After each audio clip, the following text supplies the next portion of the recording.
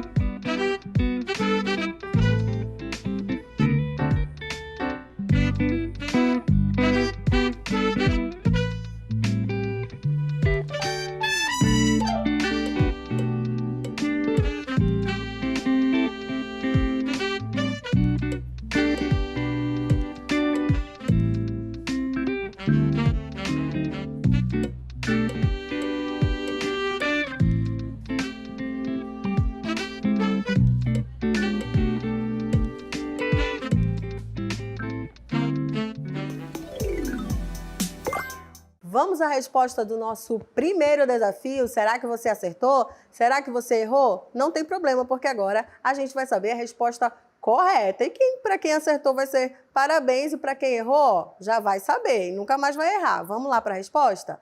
Olha só, nesse primeiro desafio, eu perguntei para vocês se aquelas imagens representavam fatores bióticos ou abióticos. A resposta correta é abiótico. Mas por que, professora? Por que aquelas imagens são abióticos e não bióticos?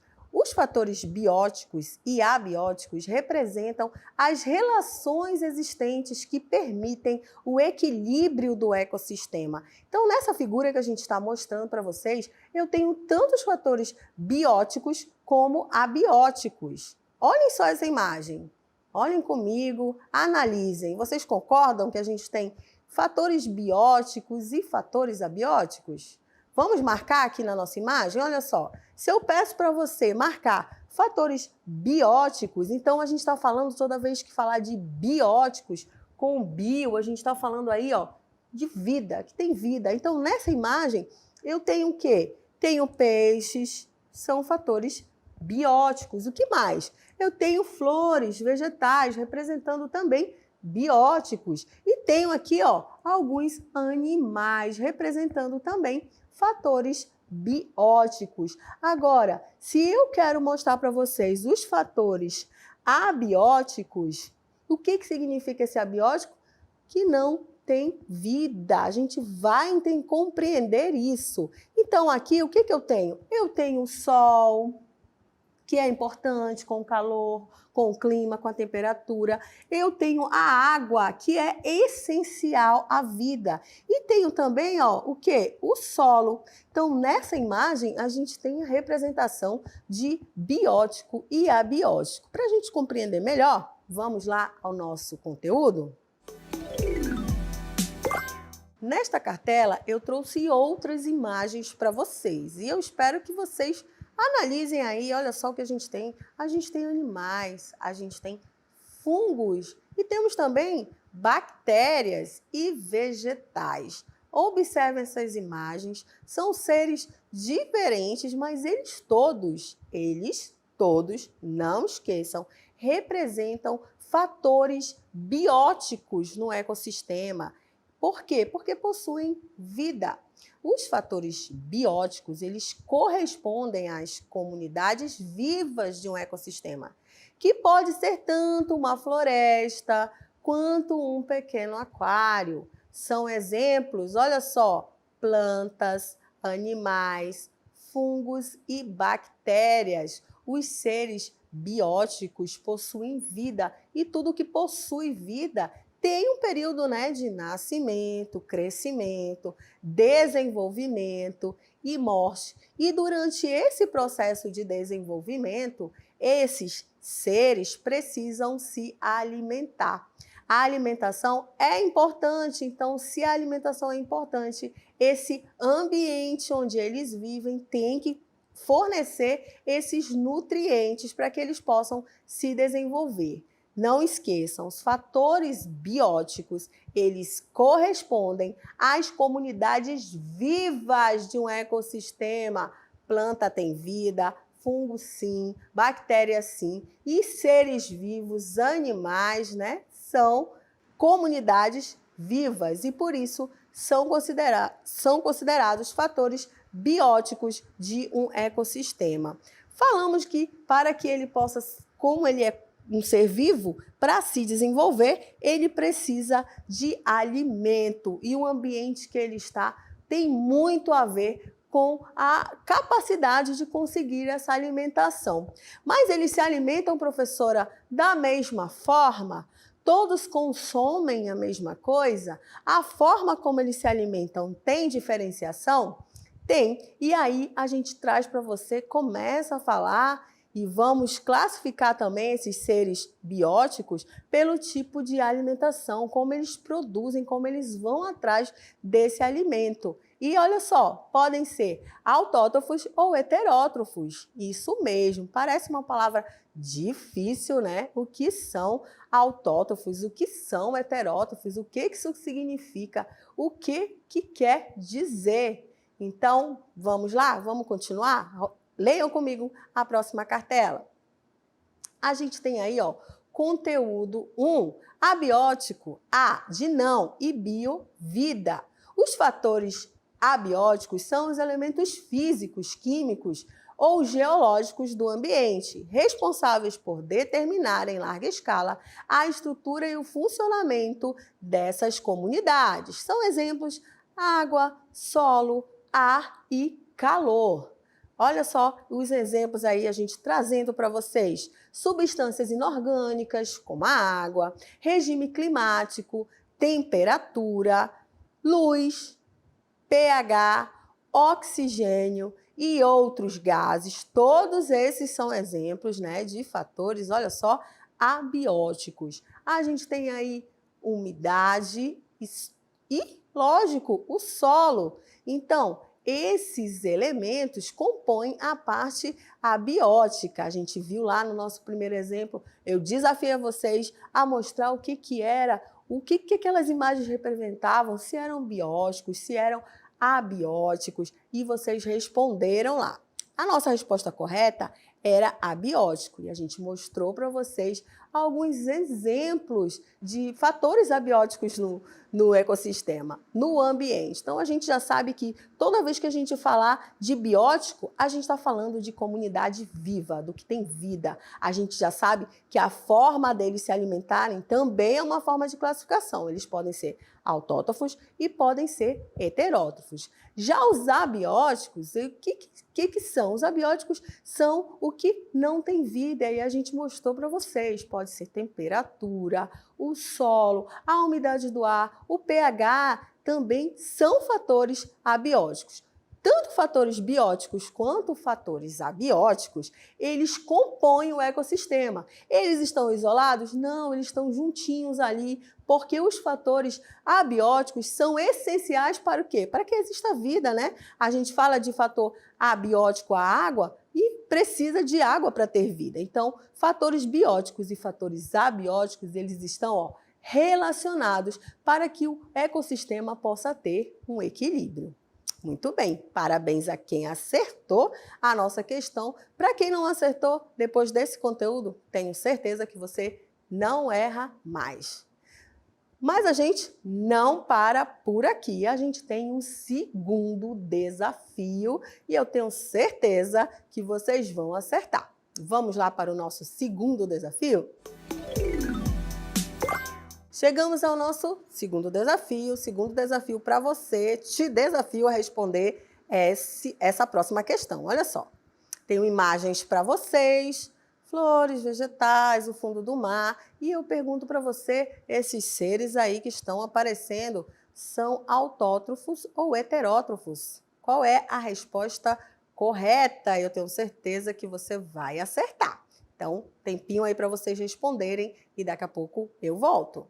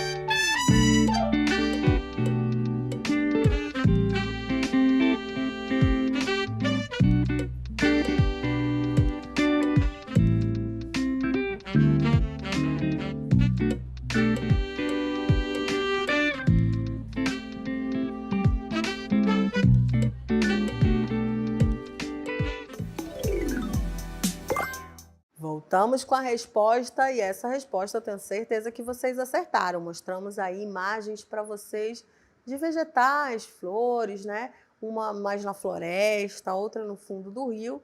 Perguntei de vocês como esses seres se alimentam, o tipo de classificação pela alimentação, se são autótrofos, se são heterótrofos. Vamos ver qual é a resposta correta? A resposta correta é que eles são autótrofos. Mas, professora, o que é autótrofo? O que é heterótrofo? O que a gente tem de informação é que tanto a palavra autótrofo como heterótrofo derivam do grego. Mas para a gente entender melhor esse assunto, a gente vai para o nosso conteúdo. Vamos entender melhor autótrofos e heterótrofos. Aí depois desse conteúdo, tenho certeza que você não erra nunca mais, se por acaso você errou. Vamos lá para a nossa cartela? Olha só. A palavra autos significa por si só. Héteros significa outro e trofe significa nutrição. Só por esse significado você já consegue aí entender do que ele significa. De acordo com essa etimologia, entendemos que um ser autótrofo cria seu próprio alimento. Olha só essa informação aqui, ó. Autótrofo cria seu próprio alimento. E que um ser heterotrófico precisa de outro ser para se alimentar. Com essa informação, você acha que nós, seres humanos, somos o quê? Somos autótrofos ou heterótrofos? O que vocês acham? a gente precisa, né, de outro ser para se alimentar. Então, vocês já sabem o que nós, seres humanos, somos em relação a essa classificação de alimentação.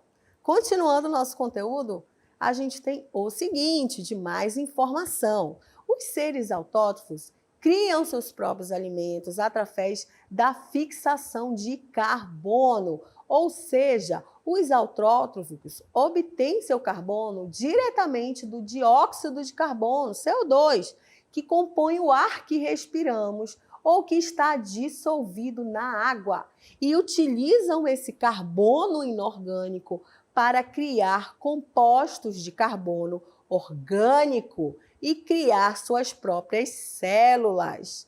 Essa transformação é feita através de um mecanismo chamado fotossíntese. A gente ouve falar de fotossíntese desde as nossas primeiras aulas de ciências, mas esse processo ele tem muita química envolvida. Vocês viram aí que para que os seres autótrofos consigam sintetizar a sua alimentação, eles precisam captar o quê? O gás carbônico, dióxido de carbono, e eles vão sintetizar isso em matérias que eles possam usar, vão metabolizar em matérias que eles possam usar para se nutrir.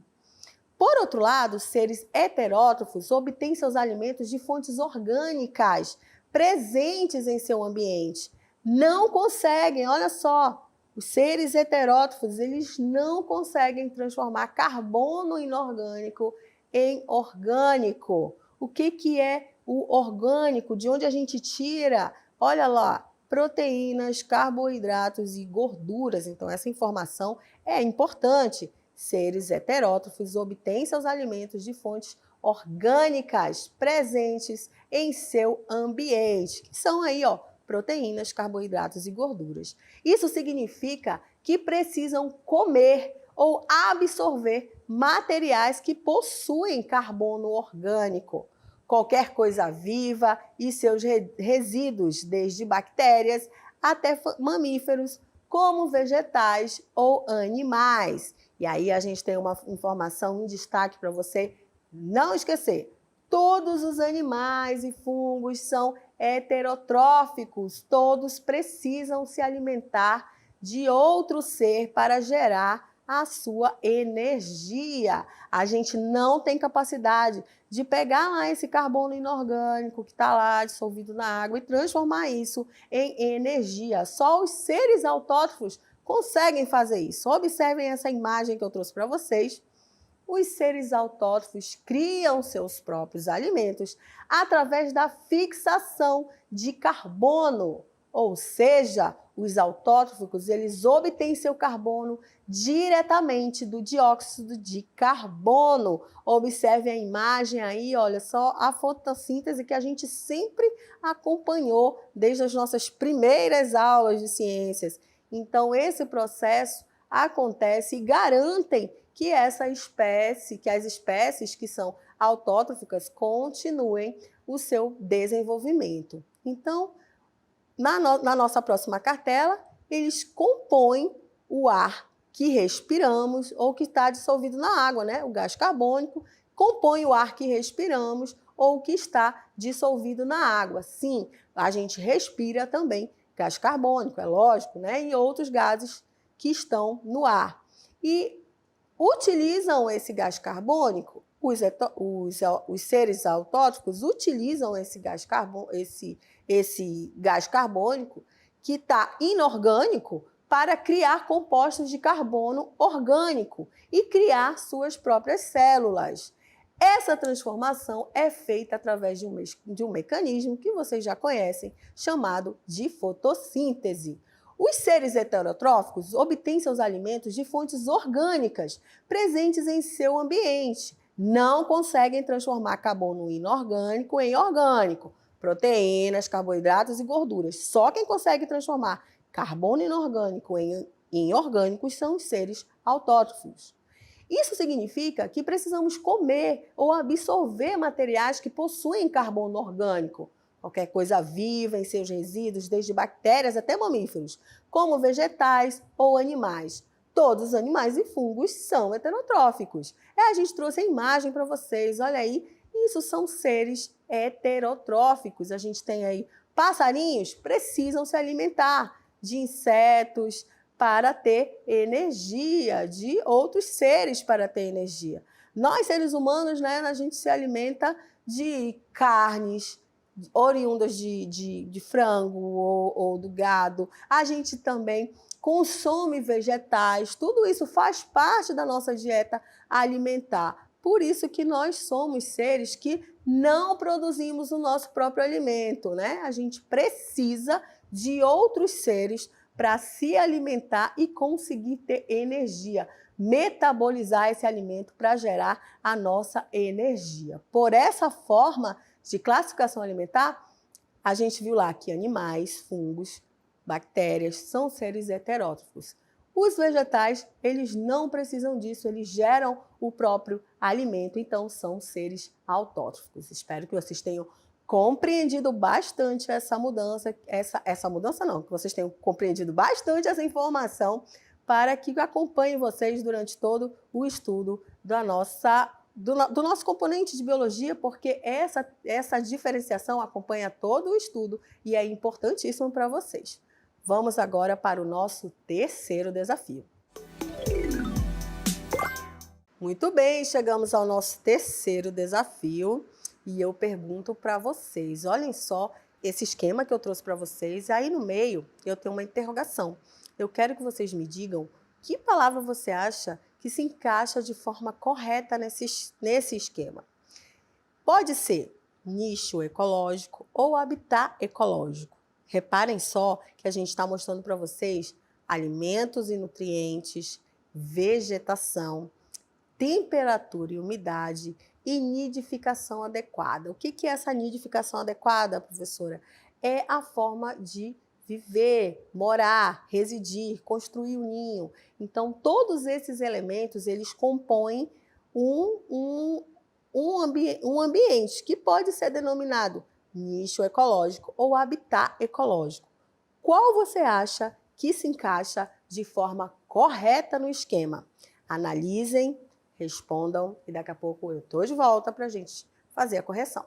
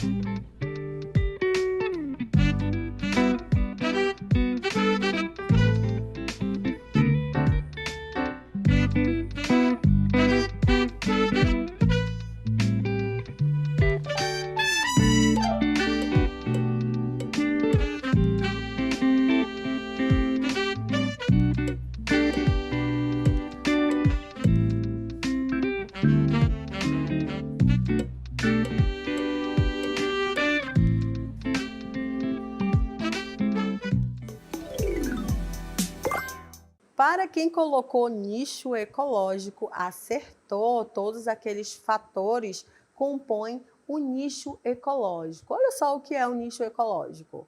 O nicho ecológico é o conjunto de condições e recursos que permitem uma espécie sobreviver no ambiente. Vocês viram lá no nosso esquema que a gente mostrava para vocês condições e recursos para que a espécie pudesse viver. Podemos dizer que ele representa o papel ecológico de um indivíduo no ecossistema. Então, o nicho ecológico, ele representa o papel desse indivíduo ali no ambiente que ele está, no ecossistema, na interação que ele vai ter com a sua comunidade, com o que ele se alimenta. Para a gente entender um pouquinho melhor sobre o nicho ecológico, vamos à nossa próxima definição, à nossa próxima cartela. O nicho ecológico, ele descreve como um organismo vive descreve como um organismo vive em um ecossistema. Isso inclui as relações ecológicas que ele mantém, ou seja, se ele tem relação de cooperação, de protocooperação, se ele tem uma relação de competição, as relações que ele tem com espécies diferentes, como escapam de predadores, do que e como se alimentam e a forma de reprodução. Então, sempre que eu falar da espécie, nessas situações, como é que ele vive ali naquele ecossistema, eu estou falando do nicho ecológico. Que relação ele estabelece com outra população, como ele faz para procriar, tudo isso está relacionado ao nicho ecológico. Esses fatores determinam se uma população se mantém viável ou não em um determinado ambiente ao longo do tempo. Informação importante, porque algumas espécies elas são predominantes em certo local. E não são, apesar de ter fatores que podem até contribuir para que ela esteja em outro ambiente, algum desses fatores não é viável para quê? Para a reprodução, para que ela possa perpetuar ali a sua espécie. Então, esses fatores, os animais não estão nos locais por acaso. Eles analisam os fatores que podem contribuir para a sua espécie. Olha só o nosso exemplo. Observe. No nosso conteúdo, a gente tem um exemplo aí que está em evidência. Acompanhe comigo. Olha só. A tartaruga de pente, que tem o nome científico Eretmochelys imbricata, atualmente está criticamente ameaçada de extinção. Ela se alimenta de diferentes organismos, destacando-se esponjas, anêmonas, lulas e camarões. Desova ao norte da Bahia e Sergipe e ao sul do Rio Grande do Norte. Observem aí que a gente traz as informações da tartaruga de pente, como ela se alimenta, né? O que ela come, onde ela desova. A gente está falando do nicho. O trecho acima mostra como o organismo interage com o meio, onde desova e do que se alimenta. Por estar descrevendo o papel do organismo no ecossistema, olha só, por estar descrevendo o papel do organismo no ecossistema, trata-se de um exemplo de nicho ecológico. A gente tem questões de vestibulares que falam dos animais e perguntam para você se está descrevendo o nicho, o habitat, então fiquem atentos. Se descreve aí a forma como o ambiente se relaciona no ecossistema, a gente está falando de nicho ecológico. Lembrando aí que essa informação traz para a gente que a tartaruga de pente, ela está em extinção. E ela tem esse nome aí, ó, tartaruga de pente, porque a sua carapaça ela é utilizada para quê? Fabricação de pente, de aro de óculos e de outros artefatos. Então, por isso, essa espécie ela está em extinção, porque teve uma pesca predatória, uma caça predatória, para que pudesse usar essa carapaça. Por isso é importante desenvolver materiais que possam substituir esses insumos animais, né? Porque a tartaruga acabou sendo uma pesca tão predatória que ela está em um sério risco de desaparecer. Então essa é uma informação a mais aí sobre a tartaruga de pente. E assim a gente chega ao fim do nosso desafio. Espero que vocês tenham gostado, tenham acertado, tenham aprendido. E agora vamos às nossas considerações finais. Meus agradecimentos a você que acompanhou o nosso desafio. E agora vamos tirar uma selfie? Vem comigo, olha a minha pose, vamos lá?